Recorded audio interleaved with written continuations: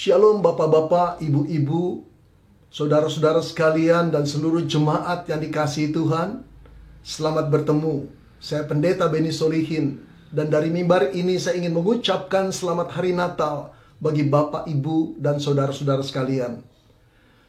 Saudara-saudara, memperingati hari Natal adalah memperingati hari lahirnya Tuhan kita Yesus Kristus. Walaupun kitab Injil mengisahkan tentang kelahiran Yesus, tetapi mereka tidak pernah mencatat tanggal tepatnya. Tapi mengapa kita harus memperingati hari kelahiran Tuhan Yesus setiap tanggal 25 Desember? Saudara-saudara, lepas dari perdebatan iya dan tidak, setuju dan kontra, bagi saya ada baiknya di dalam satu tahun ada satu hari kita mengingat bahwa Tuhan pernah jadi manusia, melawat kita untuk membebaskan kita dari dosa-dosa kita. Itu satu keagungan yang luar biasa dari pribadi Kristus, oknum kedua di dalam Allah Tritunggal. Saudara-saudara, sebelum kita mendengar firman Tuhan, saya ajak saudara berdoa terlebih dahulu. Mari kita satukan diri kita di dalam doa.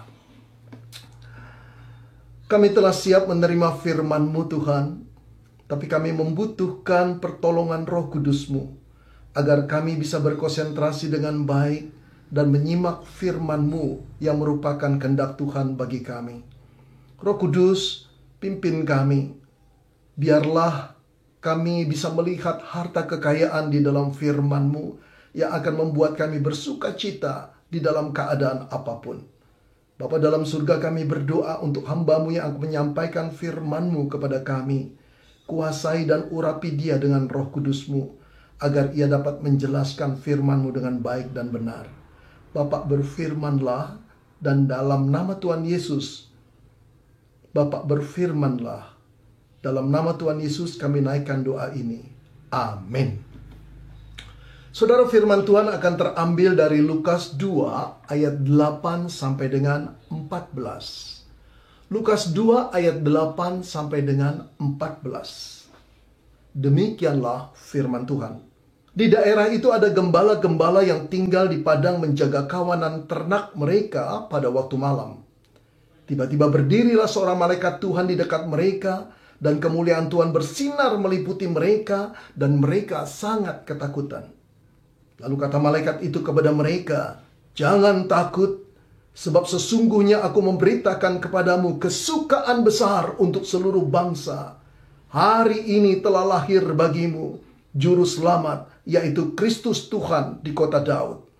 Dan inilah tandanya bagimu. Kamu akan menjumpai seorang bayi dibungkus dengan kain lampin dan terbaring di dalam palungan." Dan tiba-tiba tampaklah bersama-sama dengan malaikat itu sejumlah besar bala tentara surga yang memuji Allah, katanya, "Kemuliaan bagi Allah di tempat yang maha tinggi, dan damai sejahtera di bumi di antara manusia yang berkenan kepadanya." Saudara, pernahkah saudara mengendarai kendaraan di tengah-tengah kabut atau asap tebal yang menutupi jalanan? Tentu saja pandangan di depan saudara suram, kabur, dan tidak jelas. Jarak pandang bisa saja hanya 3-4 meter, lalu jalur pembatas pun seringkali tidak terlihat.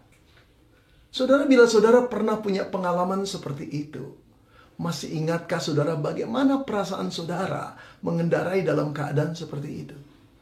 Pasti sama dengan saya. Was-was, cemas, tidak nyaman sama sekali, itu bisa jadi takut. Saudara, bila kabut tebal itu tidak mereda, bahkan semakin tebal, lama-kelamaan jiwa kita pasti stres, bukan?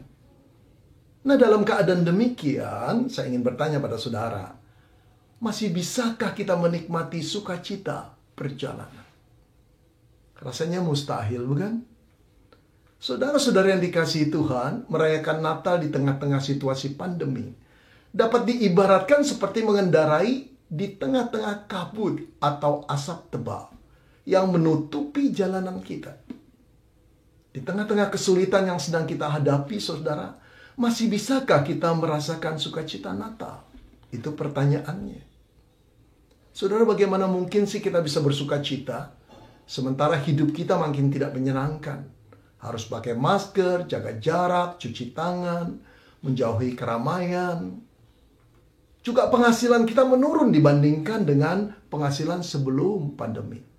Bahkan ada di antara kita, saya yakin, sudah tidak bekerja lagi karena dampak daripada pemberhentian oleh perusahaan kita. Sebagian dari kita juga telah kehilangan orang-orang yang kita kasihi. Mereka meninggal dunia karena terpapar COVID. Barangkali juga ada di antara kita sekarang ini yang pernah terpapar COVID. Puji Tuhan, Tuhan masih memberi kita kesempatan hidup. Saudara, saya juga banyak membaca dan mendengar keluhan-keluhan orang. Ada perasaan bosan menyelimuti orang-orang sepanjang hari di rumah terus. Para siswa, para mahasiswa, rasanya pengen hang out, rasanya pengen ke mall, rasanya pengen kumpul-kumpul di kafe bersama dengan teman. Tapi harus selalu ada di rumah dan lebih banyak di rumah. Saudara-saudara, kerohanian kita juga tidak bertumbuh, bukan? Ada rasa tidak bergairah untuk mengikuti ibadah online. Baca Alkitab, berdoa dan melayani Tuhan. Rasanya sekarang makin lama makin jauh Tuhan itu. Saudara, dalam jangka panjang, akhirnya apa yang terjadi pada diri kita? Baik secara fisik maupun secara rohani, kita menjadi lesu, saudara. Hidup kita menjadi gloomy, suram. Tidak ngerti lagi masa depan itu akan seperti apa. Lalu saya ingin bertanya, saudara, masih bisakah kita merasakan sukacita Natal itu? Saudara, untuk menjawab itu, saya ingin sekali kita kembali kepada kisah Natal pertama. Saudara, bermula dari satu perintah yang dikeluarkan oleh Kaisar Kerajaan Romawi, yaitu Kaisar Agustus, yang memerintahkan semua orang di bawah otoritas kerajaannya untuk mendaftarkan diri masing-masing di kotanya, saudara. Lalu apa yang terjadi? Maka ramailah orang pulang kampung. Kota-kota besar menjadi sepi, kota-kota kecil dan desa-desa penuh sesak. Mirip suasana lebaran di Indonesia, saudara.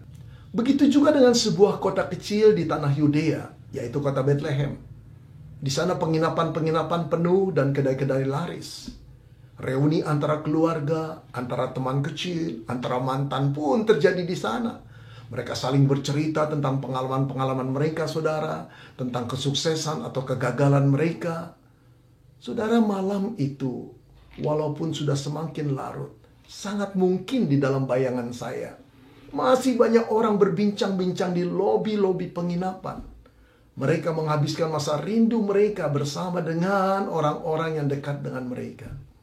Tapi di saat yang sama, saudara, di padang belantara, ada sekelompok orang kecil yang dilupakan, terbuang, hidup dalam batas cukup dan tidak cukup, sedang bekerja menjaga ternak-ternak mereka. Orang-orang itu adalah para gembala, saudara. Saudara-saudara, para gembala pada waktu itu dianggap oleh para rabi sebagai orang-orang yang tidak religius. Mereka disejajarkan dengan kaum PSK, pemungut cukai, kaum pendosa lainnya. Masyarakat Yahudi, saudara, juga menganggap para gembala itu sebagai kumpulan orang pembohong, pencuri, orang-orang yang tidak beres hidupnya. Bahkan saudara tahu tidak, kesaksian para gembala tidak dapat diterima di pengadilan.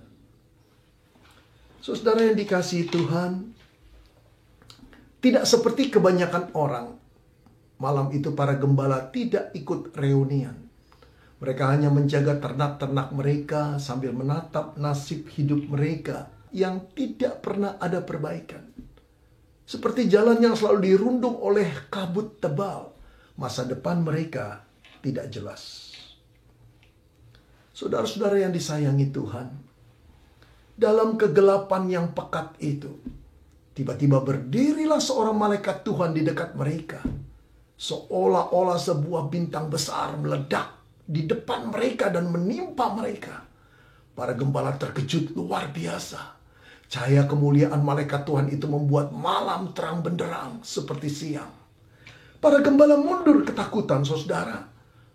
Dan dalam ketakutan mereka berpikir bahwa kematian akan datang kepada mereka, saudara. Tetapi di tengah-tengah ketakutan mereka, suara malaikat Tuhan itu berkata, "Jangan takut. Sebab sesungguhnya aku memberitakan kepadamu kesukaan besar untuk seluruh bangsa." Saudara, ternyata bukan berita kematian yang dibawa oleh malaikat itu. tapi berita kesukaan besar yang dalam bahasa Yunaninya disebut kara. Artinya apa, saudara? Berita yang begitu menggembirakan, sumber kebahagiaan. Dan yang lebih luar biasa, kesukaan besar itu tidak ditujukan pada 1-2 kelompok orang, suku, bangsa, tetapi seluruh bangsa, seluruh umat manusia. Saudara-saudara, apakah saudara tidak ingin tahu? Berita apa yang bisa membuat seluruh manusia dari semua bangsa bersuka cita? Berita apa yang menjadi sumber kegembiraan dan kebahagiaan umat manusia? Malaikat itu berkata lagi, hari ini telah lahir bagimu Juru Selamat, yaitu Kristus Tuhan. Saudara, ternyata berita kesukaan itu adalah berita kelahiran Sang Juru Selamat, Sang Mesias yang dijanjikan Allah kepada orang-orang Yahudi ribuan tahun lamanya. Telah lahir malam hari itu, saudara. Sebutan daripada Juru Selamat itu adalah Kristus Tuhan. Sang Mesias yang adalah Tuhan sendiri, saudara. Saudara-saudara yang dikasihi Tuhan, sekarang Sang Mesias itu datang ke dalam dunia, lahir sebagai manusia. Ia tidak mengutus nabinya, ia tidak mengutus utusan-utusannya, tetapi dia menjelma menjadi manusia, turun menjadi manusia, melawat umatnya sendiri. Saudara, bagaimana mungkin hal ini terjadi? Allah menjadi manusia. Satu tanda tanya besar. Bagaimana mungkin terjadi? Saudara, dari sudut kemahakuasaan Allah, tentu hal ini bukan masalah besar. Karena Allah Maha Kuasa, apapun bisa dia lakukan. Tapi dari sudut kehormatan, martabat, keagungan, bagaimana mungkin Sang Pencipta itu mau menjadi manusia? Saudara, Mesias seperti ini tidak pernah terpikirkan oleh orang-orang Yahudi, imam-imam mereka. Oleh manusia dimanapun tidak pernah terpikirkan bahwa Juru Selamat adalah Allah yang menjadi manusia. Saudara-saudara, demi menyelamatkan manusia yang telah memberontak kepada Dia, Kristus Sang Mesias, pribadi kedua Tritunggal, rela menjadi manusia. Ia rela merendahkan diri menjadi sama dengan engkau dan saya. Inilah berita kesukaan besar itu. Saudara, sebelum para gembala itu menyadari sepenuhnya akan apa arti kesukaan besar itu, tiba-tiba Alkitab mengatakan, datanglah sejumlah besar bala tentara surga, memenuhi langit padang belantara di malam gelap itu sambil memuji-muji Allah. Saudara, kita tidak tahu berapa banyak malaikat yang tiba-tiba muncul itu. Karena Alkitab hanya menyatakan sejumlah besar. Ini berarti banyak sekali jumlahnya, saudara. Tak terhitung secara kasat mata. Yang jelas kemunculan mereka membuat kegelapan langit di padang gurun itu menjadi terang benderang seperti sebuah pertunjukan. Saudara, tidak pernah di dalam Alkitab dikatakan bahwa malaikat pernah menampakkan diri sekaligus dalam jumlah yang besar. Tapi kali ini dikatakan begitu besarnya jumlahnya. Saudara, ini ingin menunjukkan ada sesuatu yang luar biasa terjadi malam hari itu. Sehingga sebuah pameran kemegahan ilahi dimunculkan di sini. Saudara, bayangkan, di padang gurun yang biasanya gelap, sunyi, kini berubah menjadi tempat pertunjukan terbuka yang begitu besar dan megah, terang benderang dan dipenuhi suara nyanyian paduan suara ribuan malaikat yang begitu indahnya dan merdunya, saudara. Apa yang malaikat itu nyanyikan? Ayat 14 mengatakan, saudara, kemuliaan bagi Allah di tempat yang maha tinggi, dan damai sejahtera di bumi, di antara manusia yang berkenan kepadanya. Saudara, perhatikan pujian malaikat ini, saudara. Kemuliaan bagi Allah di tempat yang maha tinggi. Di tempat yang maha tinggi, pakai satu superlatif di sini, saudara. Artinya tempat yang tertinggi, tempat yang paling tinggi, saudara-saudara. Bila kemuliaan Allah itu berjenjang, seperti anak tangga, saudara, maka kemuliaan bagi Allah itu tidak berada di tengah-tengahnya atau 3/4-nya atau satu jenjang sebelum tempat yang tertinggi. Tapi kemuliaan Allah ada pada tempat yang tertinggi. Tidak ada tempat yang lebih tinggi selain tempat Allah dengan segala kemuliaannya di sana. Saudara, mengapa sih para malaikat menaikkan pujian keagungan bagi Allah yang begitu tingginya? Yang pertama, karena para malaikat itu mengenal bayi yang baru dilahirkan di kandang hewan itu adalah Kristus.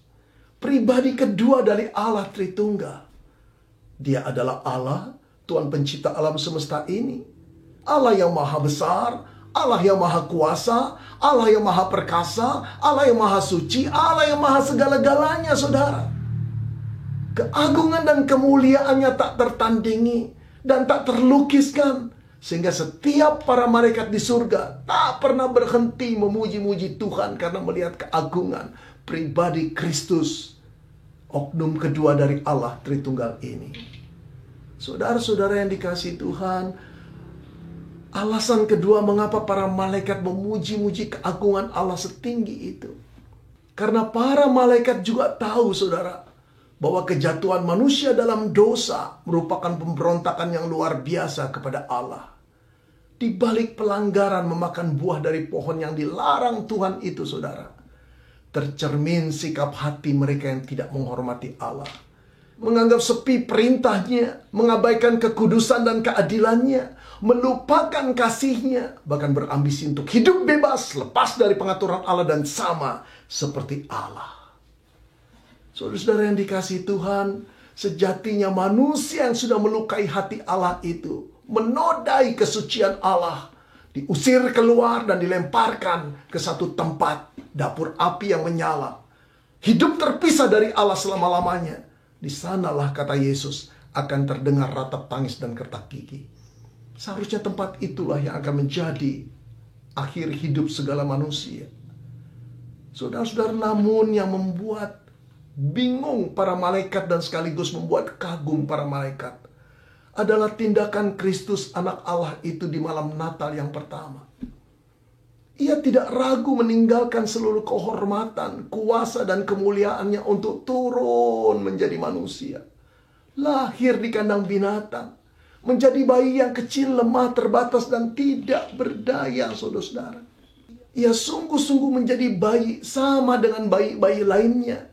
Bisa menangis, lapar, menyusui, ngantuk, popi, lemah, terserang penyakit. Dan hidupnya bergantung dari perawatan orang tuanya. Saudara, ia tidak berpura-pura menjadi bayi atau seperti bayi.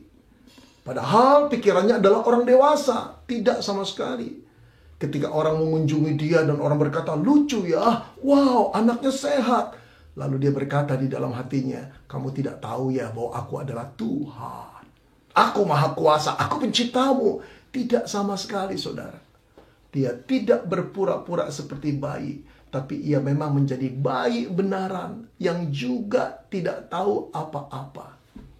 Dia perlu diajar makan, duduk, berjalan, berbicara, dan mengenal benda satu persatu di sekelilingnya. Ia bisa sakit, lapar, haus, digigit nyamuk. Saudara-saudara, itulah yang mengherankan. Bagaimana mungkin Kristus mau merendahkan dirinya, sengaja membatasi kuasa dan kekuatannya, serta kemampuan-kemampuan ilahinya dengan menjadi manusia yang kecil, lemah, dan terbatas. Saudara, inilah yang membuat para malaikat tidak tahan untuk memuji keagungan pribadi Kristus. Demi menyelamatkan engkau dan saya, dia menjadi manusia. Saudara-saudara, ketika saya coba memikirkan tentang inkarnasi Kristus, maka pikiran saya yang pertama-tama terbayang pada pesawat ulang-alik, saudara. Space Shuttle atau pesawat luar angkasa milik negara Amerika yang terkenal itu, saudara. Kristus sebelum berinkarnasi, saya umpamakan sebagai sebuah pesawat ulang-alik dengan semua kompleksitas, kemampuan, kekuatan, dan bobotnya yang sangat luar biasa, saudara. Saudara tahu tidak, sebuah pesawat ulang-alik itu beratnya sampai ribuan ton, saudara. Nah, ketika Kristus berinkarnasi, saudara, menjadi manusia, saya ibaratkan dengan sebuah pesawat kertas yang sederhana, terbatas, yang beratnya kurang lebih hanya 4 gram, saudara. Dan untuk bisa terbang, butuh pertolongan orang lain untuk mendorongnya. Saudara, pesawat ulang-alik itu kini menjadi pesawat kertas. Tidak nampak kehebatannya, keluar biasaannya, Yang dilihat orang hanyalah pesawat kertas yang teramat sederhana dan bisa diabaikan. Namun sesungguhnya saudara, di dalam pesawat kertas yang sangat sederhana itu, tinggallah pesawat ulang-alik dengan seluruh potensinya. Tapi karena berinkarnasi menjadi pesawat kertas, pesawat ulang-alik itu harus mengikuti keberadaan dan keterbatasan yang dimiliki oleh pesawat kertas. Saudara-saudara yang dikasihi Tuhan, Kolose 2 ayat 9 mengatakan, sebab di dalam Dialah berdiam secara jasmani seluruh kepenuhan Allah. Artinya Allah yang sepenuhnya, seutuhnya sekarang berdiam dalam tubuh bayi kecil yang bernama Yesus, saudara-saudara. Inilah yang dipahami oleh malaikat itu. Sehingga mereka heran dan sekaligus kagum pada apa yang dilakukan Kristus di malam Natal yang pertama itu. Ini sesuatu yang amazing, incredible, impossible, unbelievable, so fantastic, saudara. Sehingga mulut mereka menaikkan pujian yang tak henti-hentinya. Kemuliaan Allah di tempat yang maha tinggi. Wow, saudara. Seandainya kita mempunyai pemahaman seperti malaikat itu. Seandainya kita mengenal siapakah Kristus sebelum dia berinkarnasi. Seandainya kita pernah menjadi penghuni surga dan melihat bagaimanakah Kristus diagungkan dan dimuliakan di sana. Maka kita akan memperingati hari kelahirannya dengan hati yang bergetar. Dan mata yang terpesona. Dan bibir mulut yang tak henti-henti memuji Tuhan. Seperti malaikat itu kita berseru. Kemuliaan bagi Allah di tempat yang maha tinggi.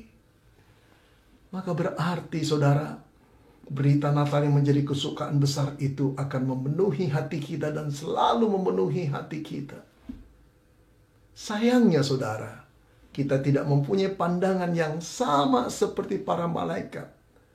Saat kita merayakan Natal, justru fokus pandangan kita tidak tertuju pada keagungan pribadi Kristus. Kita lebih berfokus pada masalah-masalah lahiriah yang sedang kita hadapi. Baik kehidupan itu semakin sukar, penghasilan semakin menurun, pekerjaan semakin sepi, biaya hidup yang meningkat, pembatasan aktivitas, kesehatan kita yang terancam. Kita merasa suram, kita merasa lesu, kita merasa tidak bergairah untuk mengikuti Natal. Saudara, itulah yang menyebabkan sebagian dari kita menjadi apatis untuk mengikuti ibadah Natal. Sehingga kita tidak mengalami sukacita Natal itu sama sekali. Sebagian lagi sangat berharap saudara, melalui kebaktian Natal ini ada keajaiban yang Tuhan akan buat. Allah melimpahi kita dengan berkat-berkatnya. Lagi-lagi fokus kita bukan pada keagungan pribadi Kristus, tapi pada materi yang kita harapkan. Saudara-saudara, setelah kebaktian Natal keluarga, seorang ibu bertanya pada putrinya yang berumur 9 tahun. Kok kamu dari tadi kelihatannya cemberut sih, nak? Kamu nggak menikmati kebaktian Natal ya? Padahal renungan yang dibawakan oleh papamu itu bagus loh.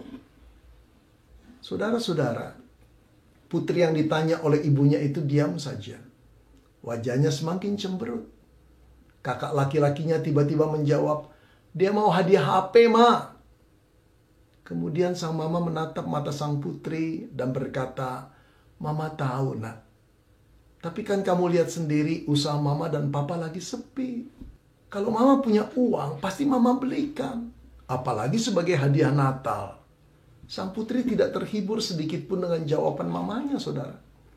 Bagi dia Natal kali ini adalah Natal yang paling menyedihkan. Tidak ada pohon terang pengganti pohon Natal yang telah rusak. Tidak ada baju baru. Tidak ada hadiah HP. Tidak ada kue-kue dan coklat dan acara liburan. Sang putri kehilangan sukacitanya. Ya, saudara, itulah yang disebut anak-anak. Saudara-saudara, kita memang bukan anak-anak lagi, bukan? Tapi bisa jadi dalam merayakan Natal, paradigma kita sama dengan paradigma putri. Sukacita Natal kita sangat tergantung seberapa baik atmosfer yang mendukung hidup kita. Termasuk penghasilan kita. Termasuk gaji ke-13. Termasuk kesempatan liburan, saudara. Dan juga kesehatan kita. Bila hal itu tidak mendukung, maka sukacita Natal kita hilang. Saudara-saudara, kita harus keluar dari perangkap pemikiran yang seperti itu. Tuhan bukan tidak tahu keadaan dan kesulitan yang kita alami.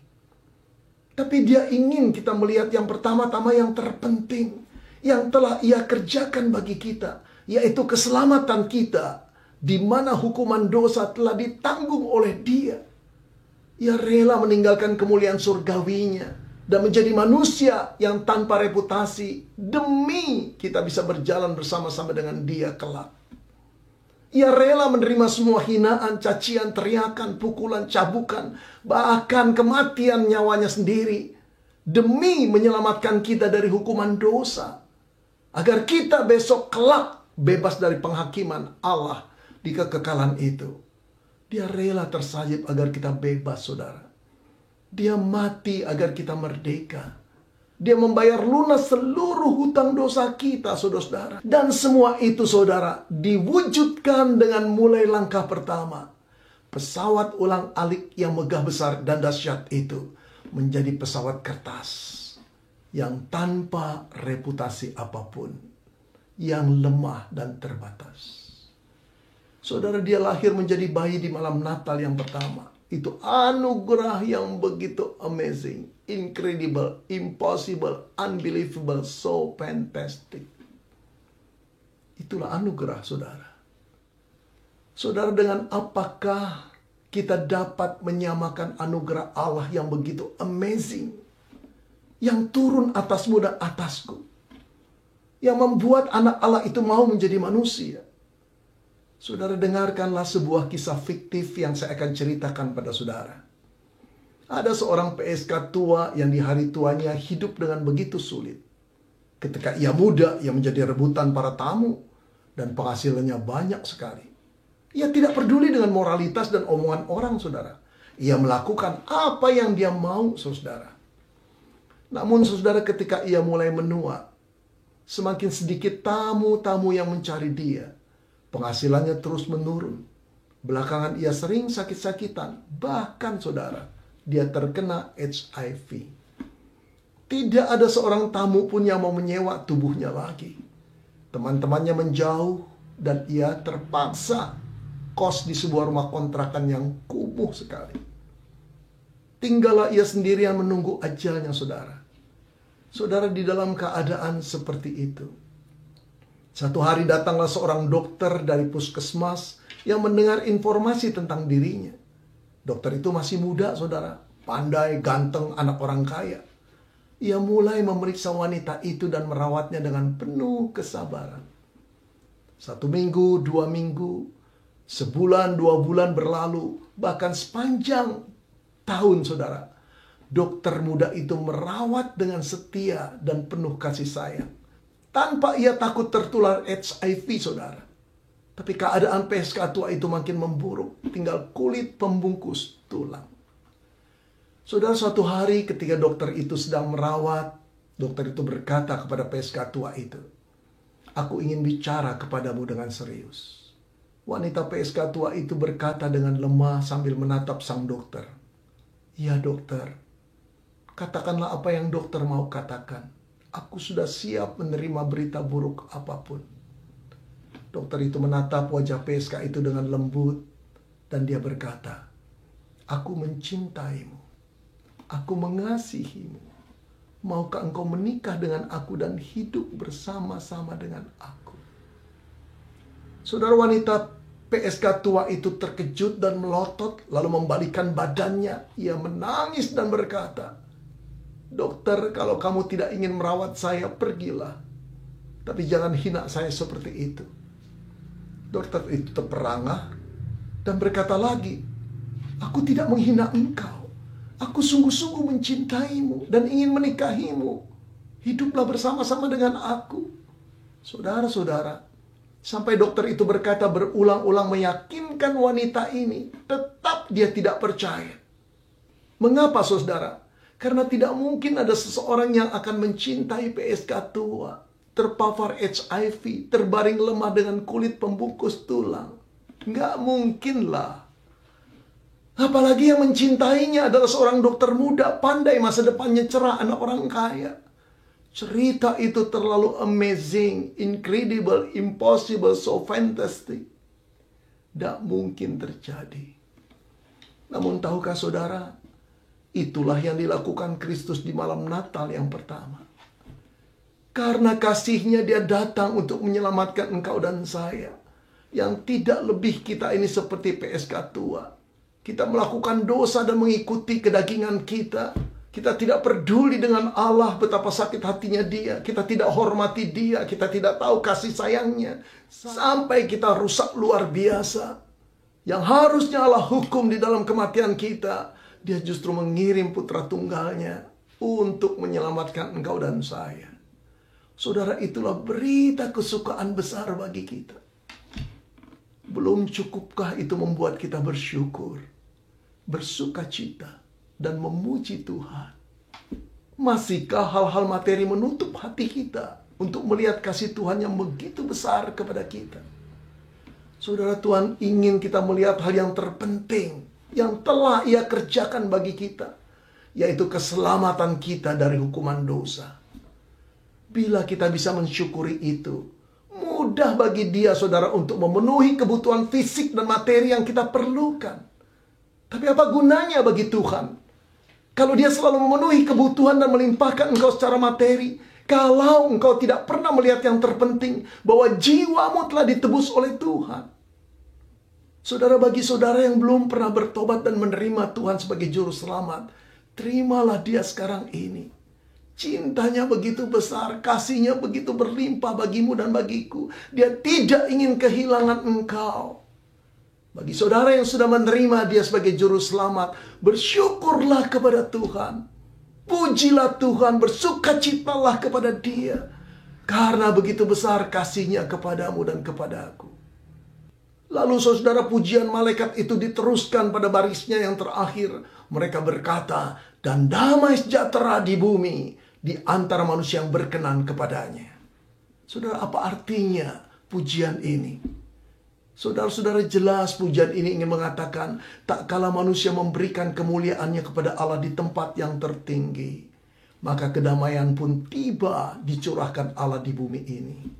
Tak kala manusia menempatkan Allah pada tempat yang utama dalam kehidupan mereka, maka damai sejahtera Allah akan menjadi bagian hidup mereka. Tak kala kita semua merayakan Natal dengan menempatkan Yesus lebih daripada semua keperluan kita, maka damai dan sukacita Natal akan tetap menjadi bagian kita. Lalu bisakah kita merayakan sukacita Natal? Jawabnya pasti bisa. Fokuskanlah pandangan kita pada keagungan Kristus yang telah menjadi manusia untuk menyelamatkan dosamu dan dosaku. Maka damai sejahtera Allah akan menjadi bagianmu dan bagianku. Sukacita Natal akan memenuhi kita, bukan cuma sekarang, setelah kebaktian, bahkan sepanjang tahun 2021. Selamat Natal saudara-saudara, selamat Natal Bapak Ibu semua, selamat Natal seluruh jemaat yang disayangi Tuhan. Amin.